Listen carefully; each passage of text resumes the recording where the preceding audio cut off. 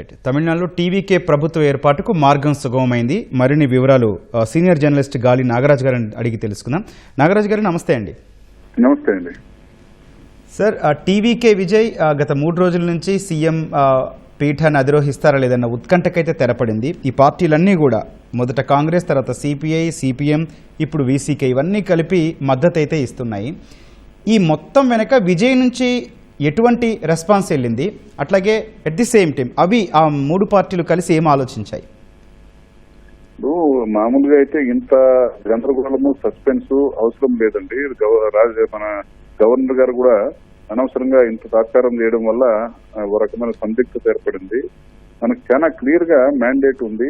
గతంలో కూడా మనకి బొమ్మాయి కేసు ఉంది కదా, Sarkaria commission already guide lines ఇచ్చింది. తర్వాత సర్కారియా బొమ్మాయి కేసులో కూడా 94లో శుభ్రంగా క్లియర్ గా ఎండార్స్మెంట్ ఇచ్చింది సర్కారియా కమిషన్ చేసిన రికమెండేషన్స్ లో కూడా. ఏం చెప్పింది సర్కారియా కమిషన్ అంటే, మనకి ఎలక్షన్లు జరిగిన తర్వాత ఫలితాలు 2-3 తరహాలుగా మనకి ఎమర్జ్ అవుతాయి. మొదటి తరహా ఏంటంటే, ఎన్నికలకు ముందు కూటమిగా ఏర్పడితే గనక వాళ్ళకి మెజారిటీ ఉందా లేదని గవర్నర్ చూడాలి. కూటమి లేనప్పుడు ఎన్నికల తర్వాత ఏమైనా అలయన్స్, పోస్ట్ పోల్ అలయన్స్ గానీ వస్తే వాళ్ళకి ఏమైనా మెజారిటీ వచ్చింటే కనుక గవర్నర్కి అవకాశం ఇవ్వాలి. ఈ 2 తమిళనాడులో ఏర్పడలేదు. ఇప్పుడు ఏర్పడిందంటే సింగిల్ లార్జెస్ట్ పార్టీగా విజయ్ పార్టీ టీవీకే క్లియర్ గా కనిపిస్తా ఉంది. ఈ పరిస్థితుల్లో డిఎంకే అనేది ఆల్రెడీ నిన్నటి వరకు అధికారంలో ఉన్న పార్టీ. అది డిఎంకేకి వ్యతిరేకంగా అక్కడ తీర్పు ఇవ్వడం జరిగింది. కాబట్టి డిఎంకే 2వ స్థానంలో ఉన్నప్పటికీ కూడా రాజ్భవన్ నుంచి డిఎంకేకి పిలుపు వస్తే కనుక అది ప్రజాభిప్రాయానికి, ప్రజలు ఇచ్చిన మ్యాండేట్ కి వ్యతిరేకమైంది. సో ఏఐడిఎంకే అనేది క్వశ్చన్ లేదు, 3rd ప్లేస్ లో ఉంది. So governor is left with no alternative except inviting Vijay. ఇదందరికీ క్లియర్ గా అర్థమవుతున్నప్పటికీ కూడా ఎందుకో ఇంత నాన్సుడు చేసి ఈ రకంగా చేయడం అనేది అది కరెక్ట్ కాదు. సో ఇప్పటికైనా కానీ గవర్నరు తన విజ్డమ్ ని ఉపయోగించి సరైన నిర్ణయం తీసుకున్నట్టుగా అర్థం చేసుకోవాల్సి వస్తుందండి. ఇప్పుడు గవర్నర్ నుంచి రెస్పాన్స్ ఎట్లా ఉంటుందండి? విజయ్ తీసుకెళ్లే నెంబరింగ్ ని చూపిస్తే సరిపోతుందా ఏంటి? అసలు యాక్చువల్ గా అయితే తమిళనాడులో మనకు 2 దృష్టాంతాలు ఉన్నాయండి. ఇంతకుముందు 1952లో జరిగినట్టు, అప్పుడు ఉమ్మడి మద్రాసు రాష్ట్రంగా ఉన్నప్పుడు ఒక ఎలక్షన్ జరిగింది. అందులో వయోజన సార్వత్రిక ఓటును ఫస్ట్ టైం ఇంట్రడ్యూస్ చేశారు. అంతకుముందు ఓటు ఉండాలంటే ఒక భూ యజమాను ఆస్తిపరుడు అయి ఉండాలి. ఇప్పుడు అందరికీ ఓటు హక్కు అనేది కల్పించడం ద్వారా జరిగిన మొట్టమొదటి ఎన్నికలు 1952లో జరిగిన ఎన్నికల్లో కూడా ఇలాంటి హంగ్ అసెంబ్లీనే వచ్చింది. అప్పుడున్నటువంటి గవర్నరు ప్రకాష్ ఆయన రాజాజీ గారిని పిలిచి, యాక్చువల్ గా చెప్పాలంటే రాజాజీ పార్టీ కాంగ్రెస్ పార్టీకి మెజార్టీ లేదు, కమ్యూనిస్ట్ ఫ్రంట్ కి ఎక్కువ సీట్లు వస్తున్నాయి. అయినప్పటికీ వాళ్ళు గవర్నమెంట్ ఫామ్ చేసే అవకాశం లేదు. అయితే రాజాజీ గారిని పిలిచి గవర్నమెంట్ ఫామ్ చేయమన్నారు. ఫామ్ చేసిన తర్వాత ఆయన బల నిరూపణ చేసుకోకపోవడం వల్ల 3 నెలల తర్వాత ప్రభుత్వం కూలిపోయింది. సో అసెంబ్లీలో అప్పుడు సర్కారియా కమిషన్ లేదు, బొమ్మాయి కేసు లేదు, సుప్రీంకోర్టు తీర్పు కూడా లేదు. గవర్నర్ ఆ రోజు ఇచ్చిన అవకాశం ఏంటంటే, మీరు అసెంబ్లీలో బల నిరూపణ చేసుకోండి అని ఒక టైం ఇచ్చారు.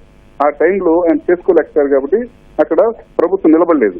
తర్వాత 2006లో ఇట్లాంటి హంగ్ అసెంబ్లీ వచ్చినప్పుడు కరుణానిధి గారు అప్పుడు కూడా ఏమైందంటే సిపిఎం వాళ్ళు, కాంగ్రెస్ వాళ్ళు మద్దతు ఇచ్చిన తర్వాత అసెంబ్లీలో బల నిరూపణ జరిగింది. సో ఇప్పుడు క్లియర్ గా మనకు అర్థం చేసుకోవాల్సింది ఏంటంటే, రాజ్భవన్ అనేది వేదిక కారాదు.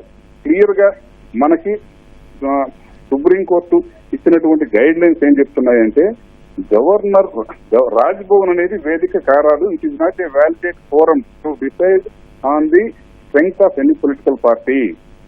రాజ్భవన్ కాదు, అది అసెంబ్లీ మాత్రమే. అసెంబ్లీలో మాత్రమే బల పరీక్ష జరగాలి. ఆ వేదికగా మాత్రమే జరిగితేనే ప్రజాస్వామ్యానికి పెరుగుతుంటుందని క్లియర్ గా చెప్తా ఉంది. దాన్ని అర్థం చేసుకుని చేయాల్సినటువంటి అవసరం రాజ్భవన్ కు ఉంది. ఈ రోజు కాకపోతే ఎప్పుడైనా కానీ గవర్నర్ వ్యవస్థ అనేది ప్రజల ఆస్పిరేషన్స్ కి, మనోభావాలకి అనుగుణంగా పనిచేస్తేనే గౌరవం ఉంటుంది.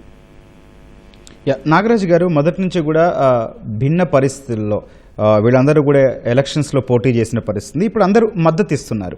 సో సుస్థిర ప్రభుత్వం ఏర్పాటు అట్లాగే కొనసాగుతూ ఉంటుందా, కంటిన్యూ ఉంటుందా? విజయ్ ముందున్న ఛాలెంజెస్ ఏంటండి? ఇప్పుడు సుస్థిర ప్రభుత్వము ఇవ్వడము అనేది మనము ఎట్లా, గవర్నర్ గారు ఎలా డిసైడ్ చేస్తారు? అక్కడ అసెంబ్లీ డిసైడ్ చేయాలి.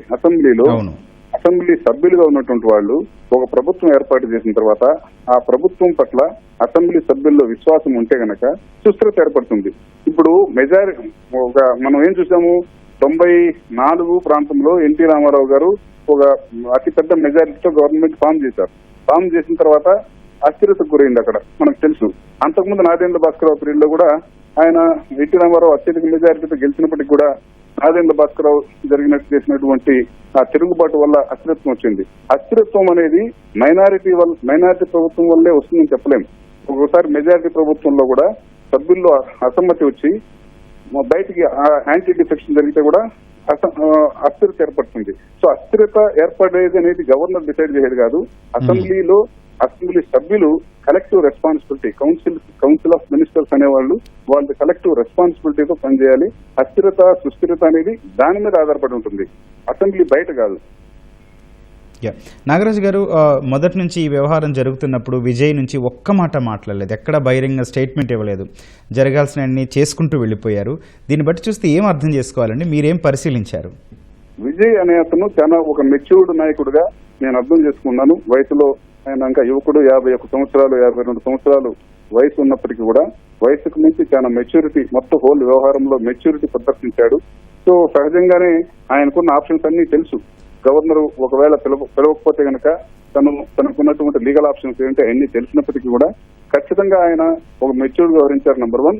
రెండోది ఏంటంటే ఎలక్షన్ ముందు నుంచి ఈ రోజు వరకు కూడా ఆయన ప్రిన్సిపల్స్ మీద ఎటువంటి పరిస్థితులను వైదొలగకుండా, ఒకవైపు ముఖ్యమంత్రి పదవి అనేది ఆయన గడప దగ్గర ఉన్నప్పటికీ కూడా ఆయన ఎటువంటి టెంప్టేషన్ గురిగాల. ఒకటే చెప్పాడు, నా సిద్ధాంతము సెక్యులర్ రాజకీయం, సెక్యులర్ భావాల వైపే నేను నిలబడతాను, ఇది నా వైఖరి అని క్లియర్ గా చెప్పారు. ఆయన అధికారం ఉండొచ్చు పోవచ్చు, దీని నుంచి నేను వైదొలగను అని చెప్పారు. ఆ మాట మీద నిలబడ్డారు. అది మనం అర్థం చేసుకోవాల్సి వస్తుందండి క్లియర్ గా ఈ రోజు కూడా. నాగరాజు గారు, చివరిగా ఈ ఫలితాలు కావచ్చు, లేకపోతే ఈ మ్యాజిక్ ఫిగర్ కావచ్చు, లేకపోతే గవర్నర్, ఈ పరిణామాలన్నీ కావచ్చు, అన్ని రాజకీయ పార్టీలు చూస్తున్నాయండి. ఏం అర్థం చేసుకోవాలి? ఎలక్షన్స్లో గెలవడం అంటే మ్యాజిక్ ఫిగర్ని దాటాల్సిందన్న ఒక నిర్ణయానికి ఏమైనా వచ్చాయా? మీరు ఏం చెప్తారు? ఇప్పుడు మనం మ్యాజిక్ ఫిగర్ దాటాలా లేదంటే ఫుల్ మెజారిటీ ఇవ్వాలా ఇవ్వకూడదు అనేది ప్రజలు ఇచ్చే తీర్పును బట్టి ఆధారపడి ఉంటుందండి. ఇది రాజకీయ పార్టీలు డిసైడ్ చేసేది కాదు, గవర్నర్ డిసైడ్ చేసేది కాదు, కేంద్ర ప్రభుత్వం డిసైడ్ చేసేది కాదు. ప్రజల తీర్పు మైనారిటీ గవర్నమెంట్ ఇస్తే మైనారిటీ గవర్నమెంట్ నడపడం అనేది ఛాలెంజ్ గా తీసుకొని చేయడమే. అప్పుడున్న ప్రభుత్వం సంకీర్ణ పార్టీలు కలుపుకొని సంకీర్ణ ప్రభుత్వం నడిపే బాధ్యత తీసుకోవాలి. ఫుల్ మెజారిటీ వస్తే ఫుల్ మెజారిటీ నడపాలి. అది ప్రజా తీర్పును మనం ఆధారపడి ప్రజాస్వామ్యంలో నడవాలి తప్ప మనం చెప్పినట్టుగా ప్రజా తీర్పు రాదు, ప్రభుత్వాలు నడవు కదండి. రైట్ సార్, ఓకే అండి, ధన్యవాదాలండి నాగరాజు గారు.